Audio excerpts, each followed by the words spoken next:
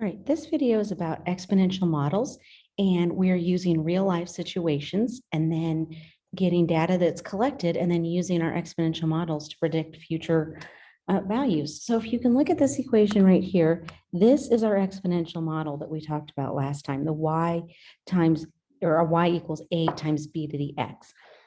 So this first problem shows a table where the elk population's in a forest. So each year, because the elks mate, then you've got more and more elks. And there's a limit to what you can have safely on the land, but this is the population where they're keeping track of this. So we're going to take this data over here and put it into our calculator and create the equation for it. So if you go to your calculator, okay, you want to go to the stat menu. So the stat menu is over here on the left, to the left of the left arrow key. So you're going to hit the stat menu. The first thing you want to do is enter the information. And so when you enter, we want to go to the edit menu, which is right here. So you're going to hit enter. And then if there's information in the bars already, you're going to highlight this L1 and then hit clear and down arrow. But I've already inputted the information that we needed for this one to save a few seconds in this video. So you're going to put time, which time is always our X values, in list 1, and you list them vertically 0 through 5. And this is the chart.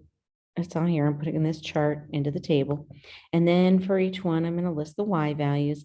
And then once you're in there, before you do anything else, you want to make sure that you double check that you've typed everything correctly and you don't need to fix anything, but you've got all your X values in L1, and then you arrow over and put all your Y values in L2.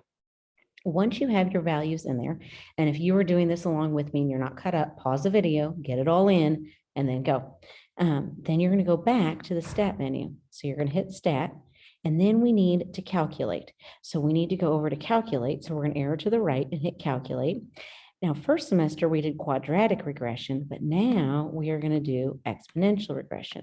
And exponential regression is not on the first screen, so we're going to have to arrow up. So we're going to go, whoops, went a little too far, to option 0, which is exponential regression. So you can scroll each time, or you can just press 0. Once you get there, you can hit enter.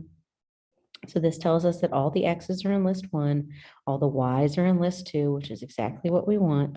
And then we're going to scroll down, put our cursor on calculate, and hit enter. And then it shows us the equation right here at the top, and it gives you the value for A and the value for B. And so now we're going to put those on our notes. So A is 29.98. and B is 1.90. We're going to round to the nearest hundredth. And now you can write our equation. Y equals 29.98 times 1.9 raised to the X power.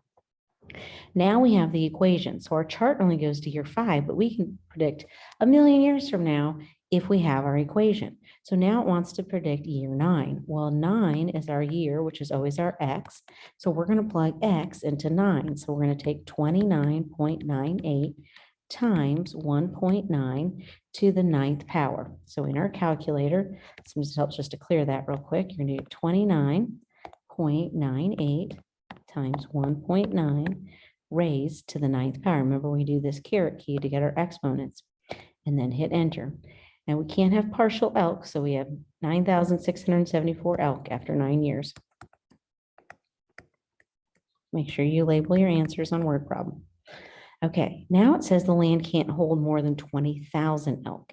Well, 20,000 elk is our Y. The number of elk is Y, right? This is our population is Y.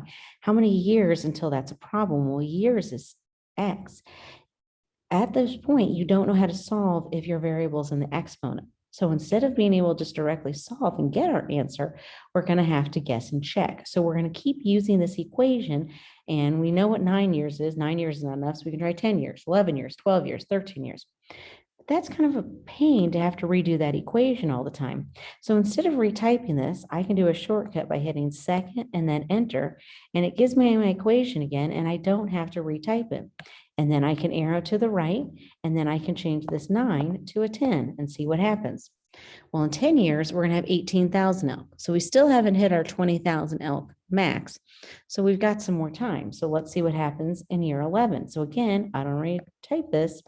Second enter, I'm going to go back Change this to 11 and hit enter. Well, in 11 years, we're going to have 34,000. That's way more than we need. So we know now that 20,000 is going to be somewhere between year 10 and 11. So how many years into that's the problem? It's going to be sometime between year 10 and 11. Okay. Does this model illustrate growth or decay? Well, each year the population increases, so that is growth. And then it says, what's the growth factor? Well, the growth factor, we always talked about this in the last lesson, is if you look at B and B is greater than 1, it's growth. If it's between 0 and 1, it's decay. And our growth factor is the B of our equation, which is the 1.9. All right, let's try this again. We've got a second equation. Now they're harvesting trees. And so each time there's less and less trees, and we need to figure out how fast they're going down.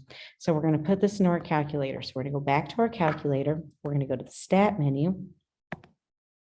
And we're going to go over to edit because we want to put the information in. And I'm going to go over to L1 and hit clear and down arrow, and it'll go away. And go over to L2 and hit clear and down arrow, and it'll go away. And now I'm going to enter my information.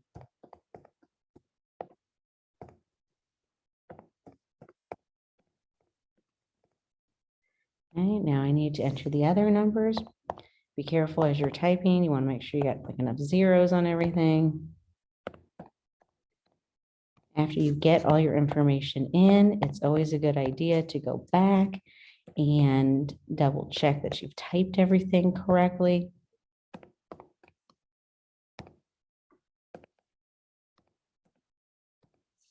Now notice I'm just using the table from my notes. The table is written horizontally on your notes, but you need to enter the information vertically into your chart. Okay, now I have all the values in there. Make sure for every X there's a Y. Now we need the calculator to tell us our equations. So we're going to hit the stat button again. We need to go to calculate. Exponential regression is not on the screen, so we're going to go up to option 0 and then hit enter. It says our X's are in list 1, our Y's are in list 2. So then we're just going to arrow down to calculate and hit enter. And now we've got our values. Okay, I must have mistyped something because this is slightly off, but we're gonna make it work. Okay, so then we have, I must have mistyped it, but it should be 10,034. I didn't check my values like I said to do. 0.25 and our B is 0.95. The process is identical. I was just off by a tenth or something. It's no big deal. Okay, so our equation is 10,034.25 times. Now it might be helpful when you have a decimal to put 0.95 raised to the X power. All right, so now we've got our equation, but now it says, well, how many trees will there be after 12 years? So we're going to take this equation and plug it in, or plug 12 in for X so that we can solve. Okay, so let's do that. So we're going to take 10,034.24 times, and then we have 0.95, which is our B, raised, we need 12 years, so the 12th power, and then hit enter. And we're doing trees, so it'd be 5,422. Now it says, well, how many are going to be after 20 years? It's going to keep getting less and less. So I don't want to retype it. I'm going to hit second and then enter. And then I'm going to scroll to the right and I'm going to get my answer. Okay, 3597.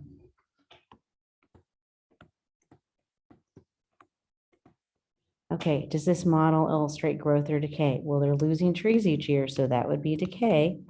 The growth or the decay factor is always your B, which is 0.95. And because that is between 0 and 1, we know it's decay, which all makes sense. Now, we could have actually figured this out without doing linear regression. Because if you notice on here, A is 29.98. Well, that's crazy close to 30. And it is, because at time 0, our A is our value at time 0. So it's 29.98. But then how did we get this B?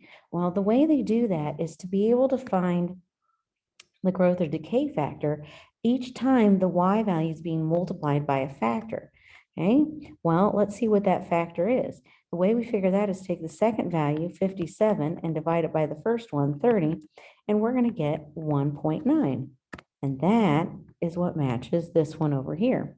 And I don't have to do the first two. I can do 108 divided by 57 or 206 divided by 108. It's the same value every time. Let's look at the second one. Okay, our initial starting value at time 0 was 10,000. Well, that's pretty much the same. To be able to find our B, or the growth or decay factor, you're taking the second value and dividing it by the first value, and that's going to give you 0.95, and these match. So the question is, if we can get this information from the data, then why would we do the exponential regression? Well, the reason is that because a lot of times they're not going to give you this value. They're not going to give you the starting value. And if you don't know the starting value, then you don't know A. And if you don't know A, you don't have an equation. That is why exponential regression is an important tool to have, because if you don't have the starting value, you have to use the linear regression on your calculator to get your answers. Okay, I want you to pause the video and try and do example 3 on your own and put it in there. Okay, hopefully you found that example 3 did not have a starting value of 0. This 47.7 is not our A because it's not at time 0. Okay, so you had to put it into your calculator and do exponential regression. When you do that, you get these values. Now, the other thing that was tricky, notice that it said, what is the value after 4 months? But it gave us the time in weekends. Well, each month has 4 weekends. So 4 months would be 16 weekends. So that is why I plugged in 16. I didn't need to plug in 4. I already knew the value at 4. So that wasn't helpful. I had to plug in something different. Now, also, when you see this number 0.01, you're thinking, whoa, that's not very much money. But you have to read the label. That's in millions of dollars. And 0.01 of millions of dollars is $10,000. That is a significant amount of money. So they're making money. All right. So now we are going to practice writing the equation again, but we are not going to use the calculator to do regression testing. We are just going to figure it out by reading the data. So A, just like before, is going to be our n value. No, it's not. Sorry, I was thinking about something else. I totally apologize. A is the initial value at time 0. Okay, so over here we didn't have time 0. We have to use our calculator. These we're not using our calculator. B is going to be your growth or decay factor. X is always your time for these problems, and Y is your n value. Okay, so now we are going to still write our equation, but we are not going to use our calculator to do linear regression. So first they want the growth factor. The growth factor is B, and that's by taking the second value, 4, and dividing it by the first one, 2. So we get 2. The initial value is the value at time 0. So that one is also 2. My equation, and that is A. So the equation for all these Y equals A times B to the X power. So I get Y equals 2 times 2 to the X power. All right, let's try this again for number 2. On number 2, the growth or decay factor is the B, the initial value is A, and I need to write the equation. Before I can do that, let's find that growth or decay factor. So I'm going to take the second number, 60, divided by the first one, 24, and that's going to give me 2.5. The initial value is the value at time 0. And at time 0, this one happens to be 24. So my equation is Y equals, don't forget to write Y equals, and then I have 24 times 2.5 raised to the X power. Okay, I want you to pause your video again and try the third one. Now, number 3, the growth or decay factor was found by taking 36 divided by 42. That gives you the 0.86. The initial value is your start value at time 0, which would be 42. So your equation is Y equals 42 times 0.86 to the X power. And FYI, you cannot multiply these two things together. It does not work. All right, that is the video for the first lesson.